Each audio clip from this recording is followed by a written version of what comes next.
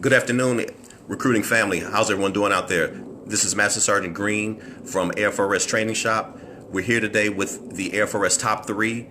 We're doing our Mentor of the Month with our esteemed Chief Master Sergeant, AETC Command Chief Master Sergeant Juliet Gudgel. So we're going to get right into our questions, here very shortly, and we're going to let we're going to let her take it away. All right, well, good afternoon, AFRS. It's my honor and privilege to be here with you today for your Facebook Live session. So I'm ready to jump right into it. Yes, ma'am. So, Chief, was being a command chief always your plan? And if not, when did you first know it would happen? So it's funny that you asked that, because initially when I came in the Air Force, I was looking at a 4-year commitment. And I met a phenomenal chief and mentor. Her name was Chief Master Sergeant Gail Stringer, now Gail Burton. And she really pulled me to the side by my collar and asked me what I was doing. And then from there, I re-enlisted, and then she mentored me the last part of my career as well. Thank you, that was really, really bright. But she was there for me through different parts of my career. And then right as I was making chief, I was being mentored by the AFMC command chief at the time, Mike Warner. And I was also working for a general, General Davis. He was our A4 at AFMC. And I'll never forget when I made chief and he pulled me in and told me how important chiefs were to the general officers and what we do moving forward. And he asked me what my thoughts were about moving forward in the future as a chief. That's really when it hits. And so from there, I wanted to move forward, and it just opportunities came in front of me, and that's where the command chief path finally came right to me, and I was very excited to compete for it. Outstanding, outstanding. What are your expectations for other chiefs to follow regarding building our future leaders? So, great question. And as we look for, I think we got to tell them to put it on mute on that side. We can hear you guys. So expectations for other chiefs is, oh, good, they heard. We're a team. I'm sorry. Did you lose it? Go ahead, I'm sorry, go ahead. So it's not just for what one chief wants, but it's collectively what we can do as a team. So if you take a look at all our great chiefs that we have out there in AETC and the Air Force Enterprise, one, I rely heavily on our NAFs and our DRU chiefs to advise in their subject matter expertise in their areas in which they're working, because I can't be everywhere and I am not, I don't know everything. And so we rely on our youngest airmen to our most seasoned airmen. Yes, the other part about it is we rely on the staffs that surround us here in AETC, because those are the subject matter experts and they can help us move in the right direction. What I do ask, though, is communication is key to everything that we do. And we have so many great chiefs and senior NCOs moving so fast in so many different topics here in AETC, is just to provide us a little bit about, a little feedback, a little sit-rep on what's happening out there, so that we're all aware and we're not duplicating efforts across our command. Yes, ma'am. Yes, ma'am. So, ma'am, what 3 words would you describe what senior NCOs can do to lead more efficiently and effectively? So you can't just say it in 3 words. So I tried. It doesn't work. So I did start off good as honesty. Yes, ma'am. You have to be honest, and it also falls into our integrity. Is the other part is speaking what's on your mind. Okay. And then getting out from behind your desk. So if you Yes, want to ma'am. be successful, you can't sit put and wait for somebody to come to you. You have to get out there, and you have to see those people that surround you in those teams, get their feedback, work with them. And the last part is, I added a 4th in there, is don't gossip. Okay. As senior NCOs, as chiefs, or even commanders, if there's anything that can bring down an organization, it's gossip. We're all adults, and that would be my 4th most important thing, is don't gossip. If you have something to say to somebody in your AOR, just be honest with what's going on, because gossip can lead to degradation in your squadron or in your unit. Yes, ma'am. Okay. Where do your best ideas come from? I don't have any best ideas. And here's why. Because we are surrounded by idea generators everywhere. You turn the corner and there is another great big A airman with an idea. Yes, ma'am. And so I have a lot of ideas, and then I am brought to reality by some of our younger folks. So if I want to know if I have a good idea, I go to running past the meeting. kids. Yeah, I do. I go and talk to some of our youngest airmen, and they will tell me I'm crazy, or this is an exciting opportunity, and here's how they would change it a little bit. Yes, ma'am. So when we are looking for new ideas in AETC, we are going out and we're talking with the airmen, the supervisors, the commanders. Because what we've not done in AETC in the past is gone out and gotten the feedback, Okay. whether it's on sessions, whether it's on training or education. We seem to be happy with the feedback that's provided, and then we move forward. So this past year, our AETC chiefs have taken off and gone to PACAF and to USAFE, and then of course around the CONUS AOR to talk with our customers. And so the best ideas have come from their feedback. So it has been exciting. So you see the changes that happen in BMT, right? Yes, ma'am. And so airmen from across our Air Force enterprise have provided feedback to General Leahy in 2nd Air Force. They provided it to us when we were in PACAF. And then on every visit we go to, they're telling us how we can be better. Okay. And so miraculously, from June, from our first PACAF visit to September 4th, we were able to make huge change in Air Force BMT based on feedback and ideas from our airmen. And we're going to continue to morph those into tech training. And then, of course, as AFRS as well, aware is we're looking for that kind of feedback and those ideas in AFRS on how we can recruit for talent. And there are so many great recruiters out there that have the brilliant ideas and how we can move forward. And I think as we collect those ideas, we can make AETC and our Air Force a better place. But again, if we relied on my ideas, we would be shot. But I'm always excited to hear the ideas of our airmen. Yes, ma'am. Okay. What is your advice for anyone with a great idea who may be intimidated to share it, though?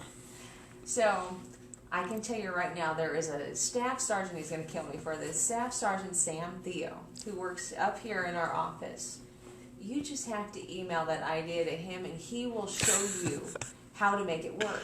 And so this is the exciting part about it, is we recognize that some of our younger folks connect well, obviously, with their peers. Right. And so what we've done is officially we have created a new AFSC, which is a 9 India 100, and we're just getting all the information out on it now. And those are staff sergeants and tech sergeants, Okay. who we're going to call our futures AFSC.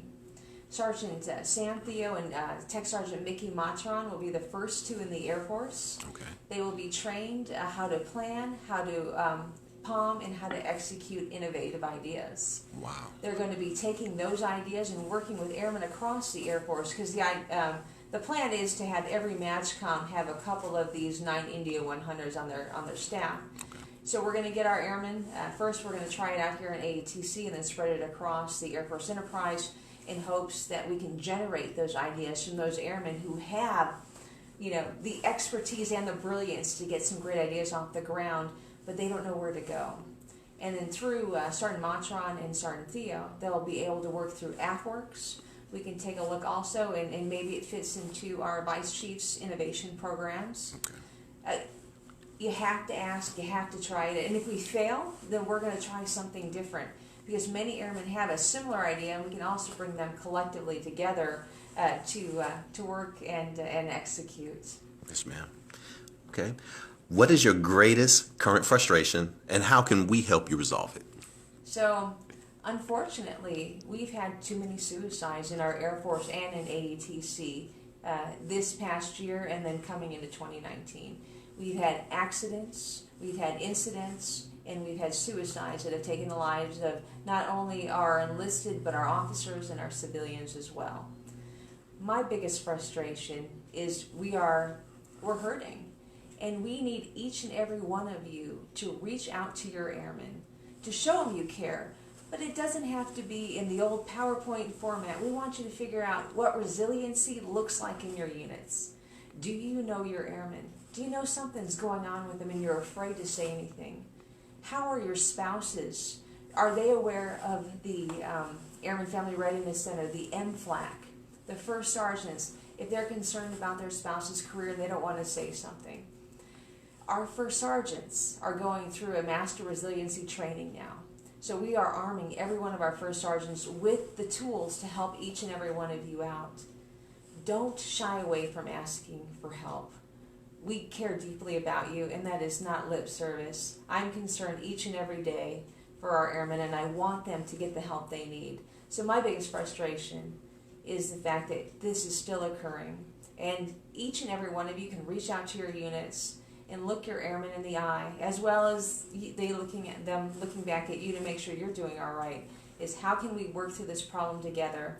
And I think the only way is to know those who surround you each and every day, and don't be afraid to bring up a concern that you may have about them. Okay. Ma'am, how should a supervisor determine their strongest people, and what key areas should we be looking for? So this is a loaded question. And so I don't necessarily...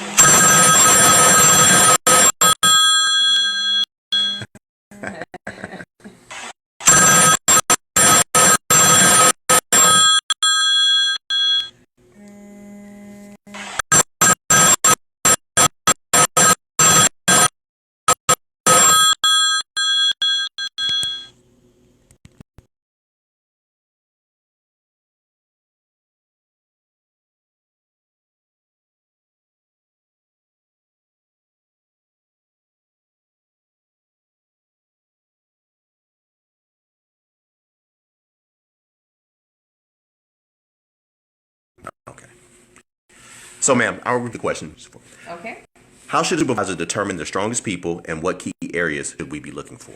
And as I said, I think this is like a loaded question, a trick question, because I don't think that you have to identify your strongest people. I think you have to identify the strengths and the weaknesses that everybody brings to the table from your team. So let's like football, because obviously, it's got a Super Bowl coming up right now. And can you imagine if everyone had to be like the kicker, or everyone had to be like the quarterback, or you name it. I'm not good with football terms, so those are the two that I know. But you think about it is you have a team, and everyone has a strength in that team, and their job is specifically, either to throw the ball, to catch the ball, to run it in. And if we were focusing so hard on only the airmen who had a strength that was recognizable at the beginning, we'd be losing out on all that great talent that surrounds us. Okay. So I would suggest that you don't focus in on the strength, focus in on the individuals, help them strengthen what they identify as their weaknesses today, and help them continue to grow in their strengths as well. Okay. Ma'am, since DSD began, we have members who were stellar in their previous field, but struggled to adapt to their first special duty year. And because of this, some may not have strong EPRs to merit a decoration at the end of their tour. Do you see this as a potentially having a negative impact when they are eligible for stratification and promotion boards once they return to force? Are you still mad about that DSD? Is that what this question is? So actually, I'd like to talk about DSD from a different perspective. So let's take a look at where we have grown from DSD. When we first started it out, it was crazy. It was the wild, wild west. And it was stick a name. Do you have a pulse? We're going to put your name down and you're going to be a recruiter. Or you're going to be an MTI, or you're going to be an MTL. Supervisors, commanders didn't even look eyeball to eyeball with their airmen to tell them they were putting them in, or talk to them about going into these DSD jobs. Fast forward now to where we're at today with DSDs. Is commanders, first sergeants, chiefs are sitting down with their airmen to have those conversations to ensure that we're putting the right people forward. In AETC, we want you to make sure you are, if you're going to vector someone to be a recruiter, they have to be and have the skills to be a good recruiter. We can't just put them in that position because we need to fill a quota. Okay. And so that is the message that we have out, is find the right talent to go into these DSD positions. And I think as we've gone through and grown the DSD cycle, we're also taking volunteers again. So remember, if you want to be a first sergeant or you want to be a recruiter, you can volunteer. You just have to go through the same process as the rest of the DSD packages, and AFPC will be able to look and see who those volunteers are and then work them accordingly as well. Okay. All right. And ma'am, our final question will be, all leaders face good and bad times. So how essential is that a strong, caring, and loyal relationship is established amongst the team members? So our team up here is huge. I'm just going to say it right now. But the most important member of my team is my husband and my son. And I can say right now is he is my sounding board. So when I have a concern or issues, I usually go right to him and he can tell me, you're crazy, or you're thinking this correctly, and here's how we'd go about doing it. I'm also surrounded by a great commander, our deputy commander as well, and the staff that's up here. And I know I can go to them at any time and talk through situations with any of them. I trust them all. And if you take a look out in our office here, I got Staff Sergeant Theo and Master Sergeant Mueller, and they are my trusted agents. So when I needed to talk through an issue, they're here with me and they're helping me walk through each and every one of these steps. So you have to surround yourself with people you trust. Because as I mentioned before, gossip is terrible. And sometimes you just need a good sounding board. You don't need someone to be posting, online and telling everyone your business. So having that good team around you, if it's just one person that you trust, you need that outlet. And I think we forget about that as we look out across our MAGCOM and we take a look at the commanders who are currently dealing with suicides or incidents or issues across their wings. We have to stop too and talk to some of those commanders, chiefs, and superintendents to make sure they're taking care of themselves. And because a good team will surround you and will keep you going, but sometimes you also need those people who will call you on it, tap you on the shoulder, and ask you, "Are you doing okay as well?" And I think that we're surrounded with those kind of people here in AETC, regardless whether I'm here or I'm out and about in the command. Yes, ma'am. Okay, so, ma'am, that concludes the question portion of this. Are there any final words that you would like to add to anything? So I would. So AFRS. So here you go. I'm excited. So I'm excited that you have a new chief. Chief Master Sergeant Sonia Lee is blowing out of the water. Your commander, General Levitt, they are running full speed. Do not hesitate to give them your ideas, address your concerns, help them move this ball forward.